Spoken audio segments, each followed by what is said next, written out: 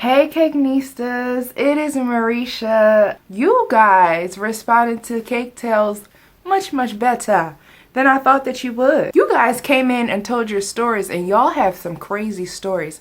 I have to make the Cakenista comment of the day go to Tez's Gino. She actually had a client ask for a Bavarian strawberry cream cake with like gelatin bubbles in a sugar blown champagne glass, and the lady said, I'll give you 60 because I can get this somewhere else. Like, what? I am ready to tell my next story, you guys. This is a story that honestly I never ever thought that I would tell. I have family members who asked me not to tell this story, but I feel like it's gonna benefit somebody out there, so I'm going to tell this story. Woo! I'm scared. I've got my tea. I'm drinking Celestial's black cherry berry tea. I put 1 pack of Splenda and a splash of unsweetened almond milk. Oh, that's nice. I need it to be stronger though. This was like my first wedding cake. And wedding cakes are a little bit scary when you're not fully prepared. And by prepared, I'm even talking about the means of travel, because you don't know if that cake is gonna look exactly how it looked when you put it in the car and you get out the car. I had a wonderful young lady reach out to me. She was getting married. Oh my gosh, it was one of the most beautiful emails. I admire your work so much as a young lady. You are really growing into yourself. All of your cakes look amazing. Now this was literally 3 or 4 years into me first starting my whole baking situation, okay? Because I was a chef first. Then I said, let me just get into baking because I feel like I could do that too, and I just want to try. She was like, I am so proud of you. You're really inspirational, and I would be honored to get my wedding cake from you. I was like, oh my goodness, okay. I hadn't done a wedding cake yet, but I had done tiered cakes, 2 tiered cakes, never 3, but 2. I thought I knew how to properly stack them. So we met, we had a little cake tasting. It was kind of a rough tasting because she loved the cakes, but she had no idea what she wanted for her wedding cake to look like. She was literally like, well, you tell me, you're the pastry chef. And I'm like, I don't know what you want your cake to look like. Like, I don't even know you to know what it is you like. So we're literally sitting there and I'm on Pinterest. I'm like, well, look at my cake boards. I have like galleries saved on Pinterest just for ideas. It was between 2 designs. The one that we came up with was very simple, just a plain white fondant covered cake.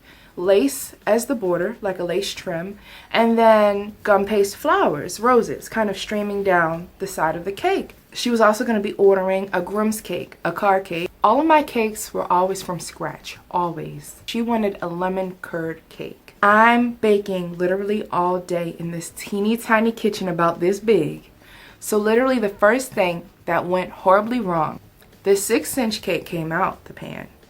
The 8-inch and then the next size up, the 10-inch, did not come out of the pan. They were stuck to the bottom of the pan. I'm like, oh my goodness, what am I gonna do? All of my cakes came out perfectly except for this one time. So I had to go out to the store. I bought boxes of lemon cake because I knew that it would not stick, and this was crunch time. So I'm baking and I'm like, oh my gosh, this is clearly, obviously lemon cake mix. It is just so obvious. It has an aluminum aftertaste. It's not real.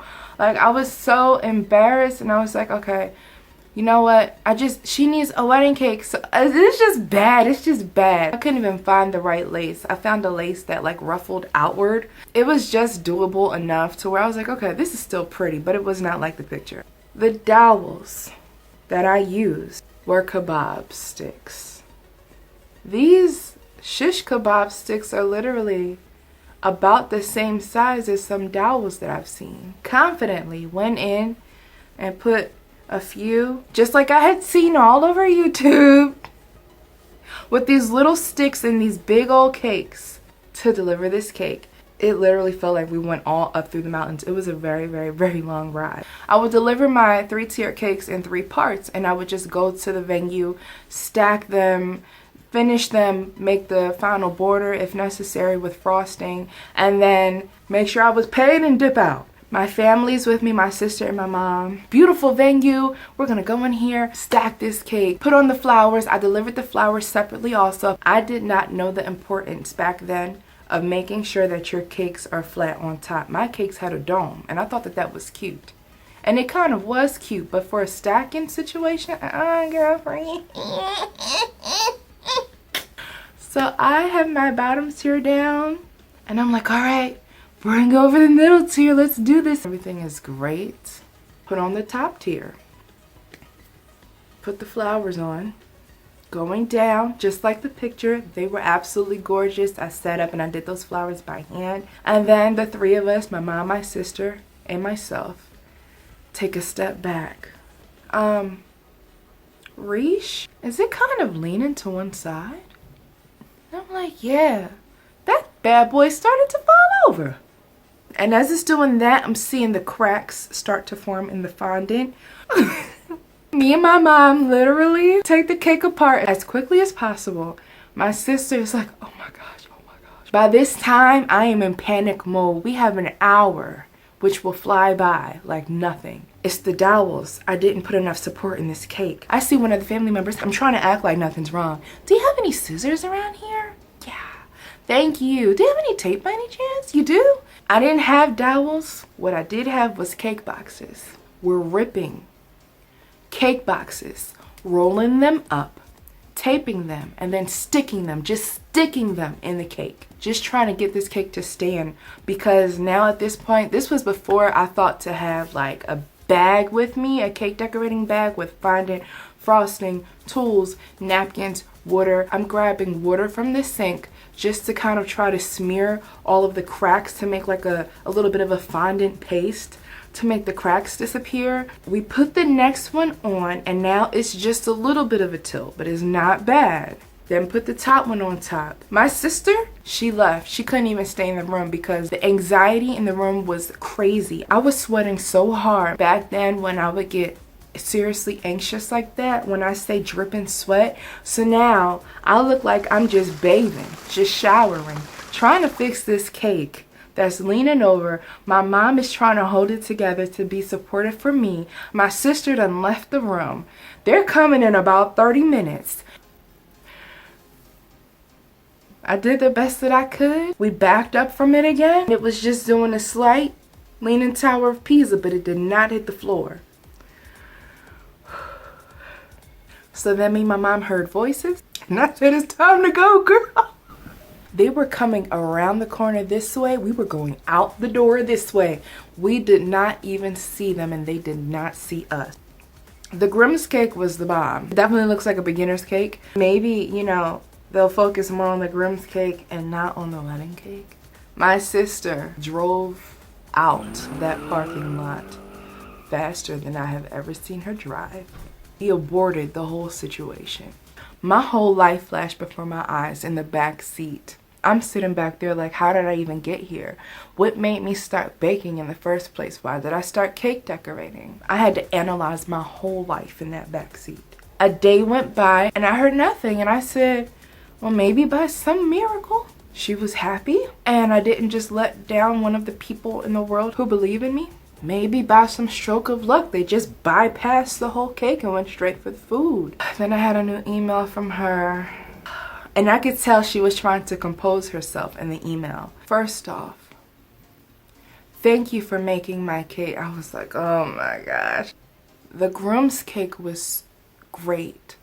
It looked amazing. The wedding cake, however, was a complete disaster.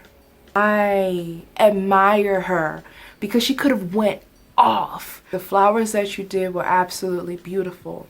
We all stood around the cake. We all admired it. We had our first dance, and then I went to cut the cake. I couldn't even get the first slice and the whole cake fell onto the floor. The cake was on the dance floor, y'all. She said, I got to taste a little bit of it. It didn't even taste like the lemon cake that I had at the tasting.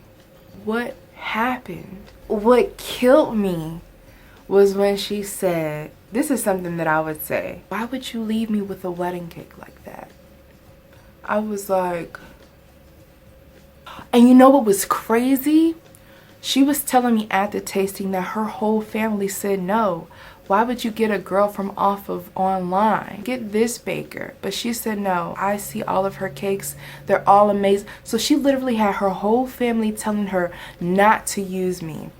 Not to use somebody from a random website. But to use a bakery where they are located. That's what was the hardest part of this whole situation. She went against her whole family, her mother-in-law, her mom. They were arguing and fighting, and I mean, really, they were right, because at that point, as experienced as I thought I was, I did not know better. And when you know better, you have to do better, which is why I will never have that situation happen to me ever again. I was just thinking of the amount of embarrassment that she had facing her mother-in-law, who could now be like, oh, I told you so, and put it in her face. You know what I'm saying? I had to respond with the biggest apology ever. I said, look, I'm gonna give you a full refund. You know it hurts to give a full refund, but I had to. No questions asked. I kept the money from the groom's cake because that was fine. I said, I can't even offer you any excuses. It was just a whole bunch of bad things that happened in a row. I am just completely sorry. She said thank you, and I never heard from her again. And I always told myself from that day, because she basically made it seem like I ruined the wedding. She's like, the wedding was great, and then I came to my reception and it was just trashed because of the cake. And you know, you want to say, well, why is cake such a big deal? But you can't say that. After this wedding cake, I hopped online and I found the strongest dowel support system that they have, period. And I started using that. All I could do was change it, make it better for the next person. It's like you have to go through things like this to just get to where you're going. And it's so unfortunate that people have to be hurt in the process. I did not want it to go down like that. I really did not. I really thought that I knew better. Call me cuckoo. I literally had to tell this story to tell the next story that I have coming up. Let me know if you guys have had any cake disasters. Thumbs up this video if you like cake tales and if you want to see another one. That was tough, y'all. Check the description below for the previous cake tale, and don't forget to watch some of my cake videos. Subscribe to the channel, like this video, leave all of your comments down below. I definitely would. I want to see what y'all have to say for this one. I will see you guys soon. Bye, cake nistas and cake nistos. Cheers.